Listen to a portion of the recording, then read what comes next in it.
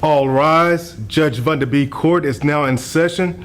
Judge, this is case number JVB 1006, Shaw versus Shaw. Thank you. Welcome. You all may be seated.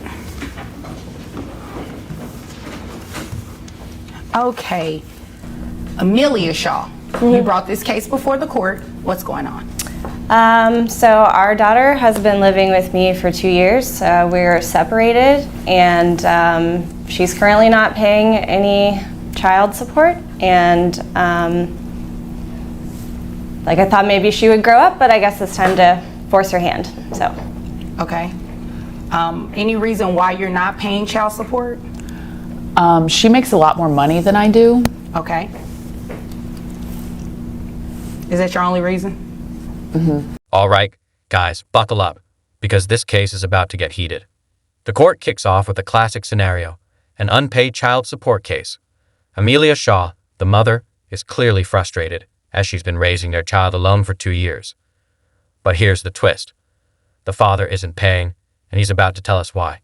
He claims she makes more money and points to his own struggles in the career world. Right from the start, the stage is set for a conflict between the two. The tension is palpable, as we start to realize this case isn't just about money, it's about accountability. Sit with us, because the drama is only beginning. You know it doesn't really work like that, right? Well, I spend a lot of time, I'm trying to build my career. I'm a hairstylist. Okay. So Congratulations. Thank you. You're welcome. So I travel a lot. I don't have a lot of extra money. When she says she travels a lot, she's at music festivals like every other weekend. Every other weekend is a bit excessive. It's networking. I'm trying to do hair for bands. Let me ask you a question. How much are these trips costing you every other weekend? Probably close to $1,000. Close to $1,000, and you're going twice a month? Yeah, sometimes. You're spending $2,000 a month to go to music festivals when you could be paying child support. So that means you can afford to pay child support, right? Well, Yeah. That means that, right? I mean, yeah, probably. So what's the reason that you're not paying? Because it can't be that she makes more money when you obviously have the finances to do it. The defendant starts off with his defense, claiming his financial situation doesn't allow for child support. He justifies his lack of contribution by saying he spends most of his time building his career. But here's where it gets interesting. He drops a bombshell. He admits to spending close to $1,000 every weekend attending music festivals. The judge isn't having it. He calls out that hypocrisy. If you can spend that kind of money, surely paying for your child isn't an issue. And that's where things start to unravel for the defendant. This part reveals how priorities are a huge factor in child support cases. Well, if I'm being honest, I would hope you are. when we talked about having a kid, she was sort of more enthusiastic about it than I Okay. was. I'm I'm the biological mother. I'm trying to also figure out. biologically related. But I'm trying to figure out, what does that have to do with anything? Well, it's kind of more on her, if you think. Are you kidding me? Well, if you Because I gave birth to I don't the... even understand what's going on right now. What do you mean that it's kind of more on her? It's your child too. she wanted it more. But you wanted it too, right? Now, the heat is on. The judge straight up calls out the defendant's excessive spending habits on music festivals. $2,000 a month. That's more than many people spend on rent or bills. The judge doesn't mince words here, pointing out that if he can afford this lifestyle, he can certainly afford his child support. The defendant fumbles his defense, clearly uncomfortable. The money he claims to not have for his daughter is somehow miraculously available for his indulgence in music festivals. This is a game-changing moment where the father's true priorities come to light. You can feel the judge's frustration building as the defendant's excuses crumble. Yeah, you were on board with this. I was. So you're going to still be on board with paying child support then? Because it's still your child. You don't get to pick and choose when you want to be a parent. It doesn't work like that. If you can spend $2,000 a month to go to music festivals, you can definitely pay her child support. And if you're out of town every other weekend, how are you seeing that child as much She as you doesn't. proclaim? That That doesn't make sense. I FaceTime. She's Face- drunk when she FaceTimes. Half the time I can't hand the phone over. Indulge from time to time. but Right, it's not and that I am not buying anything that you're over there talking about. So you know what I'm going to do? I'm going to get straight into the child support, and you are going to pay, okay? And I know you have the money, because according to your tax returns here, you make about $800 a week. The confrontation escalates as the defendant tries to backpedal. He suggests that because Amelia was more enthusiastic about having the child, it's more on her when it comes to responsibilities. Cue the judge's fiery response. This is a parenting case, not a negotiation about who wanted the kid more. The judge makes it clear that being a parent isn't about picking and choosing when you feel like stepping up. It's about doing your part, no matter what. The tension is thick as the father's weak defense crumbles under the judge's tough stance. This part really shows how deep the issue runs. This isn't just about child support. It's about taking responsibility. Right? Okay.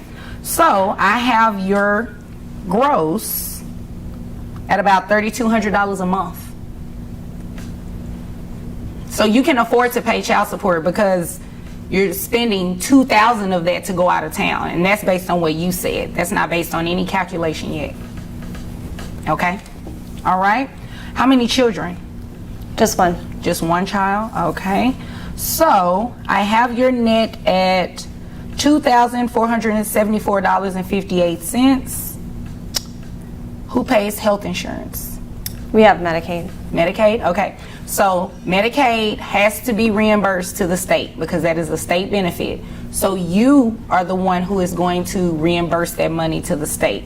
So what I have to do is take 9% of your gross, and that'll give me the health insurance amount that you'll reimburse to Medicaid. Comes out to $288. So when you add that to your monthly child support obligation of $494.92, that gets $782.92. A month? Yeah. You spend $2,000 a month, right? Yeah, exactly. So you can afford it. I think one music festival a month is enough.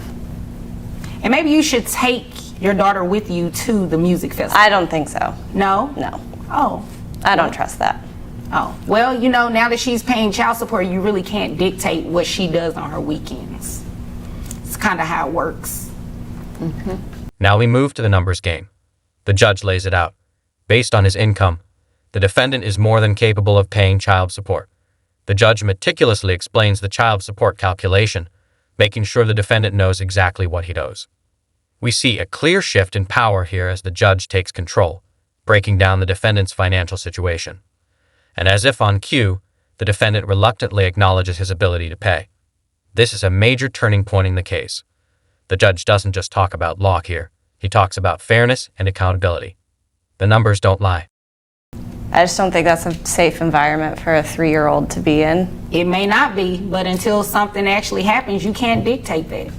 You wanted child support, you gave rights. You pretty much gave birth to a visitation rights. Things are about to wrap up, but not before the judge gives one last powerful statement. He addresses visitation and child support, two entirely separate issues. The defendant is told that just because he's paying child support doesn't mean he can control visitation. This moment really drives home the point that financial support is not a bargaining chip for custody. It's a lesson for everyone in court about the non-negotiable responsibilities of being a parent. The judge's firm stance makes it clear. Your obligations as a parent are not just about money. They're about being present. You understand? Yeah. And child support and custody are completely different. So that doesn't mean at any point, if she stops paying, that you can start denying her access to the child. It doesn't work like that. Okay. You all understand? Okay, anything further? No, ma'am. Anything further from you? Okay, if there's nothing further, you all are dismissed. As the judge prepares to close, he delivers a crucial final point. The non-custodial parent is legally obligated to pay child support, no matter the circumstances. This is a simple truth, and the judge's calm but firm explanation makes it clear that there's no room for debate here. It's all about ensuring the child's well-being, and both parents have roles to play.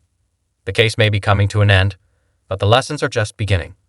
The judge's words are a reminder to all parents. No one gets to walk away from their financial responsibilities, no matter how complicated the situation.